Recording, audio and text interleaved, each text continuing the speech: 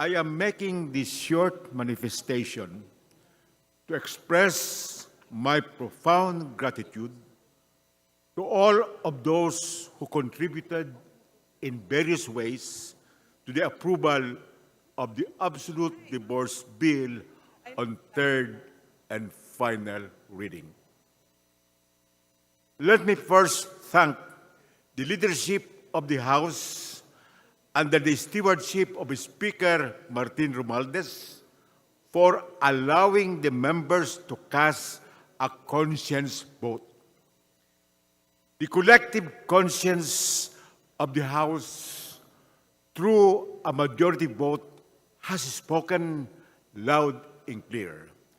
Enact the absolute divorce law now.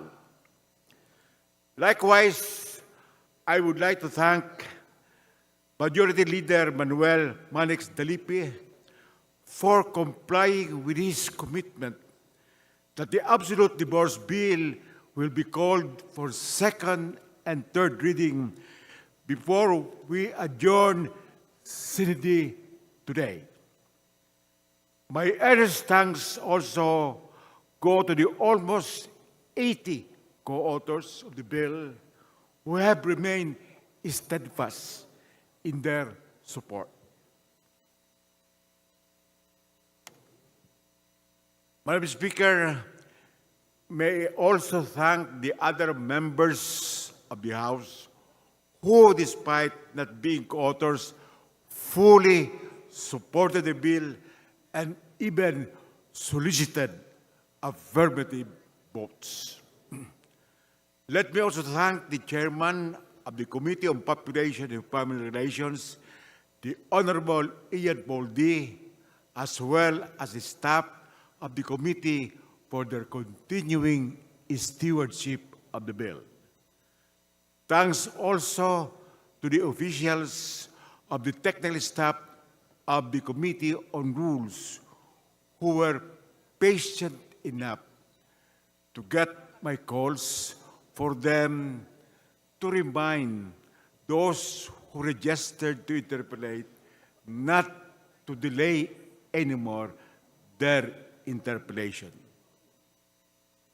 A special thanks also to my congressional staff members for their invaluable research and enduring support. Finally, Madam Speaker, my unending gratitude to the thousands of women advocates who work very hard for the passage of the absolute divorce bill in the House. Their representatives trooped to the House and attended daily the sessions for several months in order to show their unwavering support for the bill.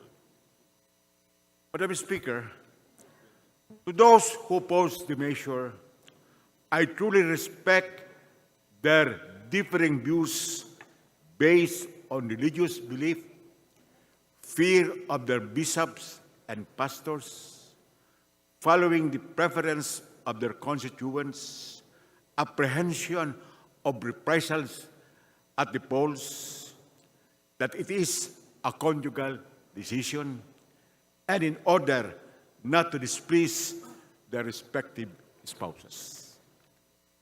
I am happy to note that these objections do not go into the empirical and secular merits, constitutionality, and efficacy of the absolute divorce bill. Madam Speaker, starting tomorrow, we shall begin our campaign in the Senate so that its counterpart measure, which has long been ripe for plenary deliberations, shall similarly be passed. Once again, thanks to one and all.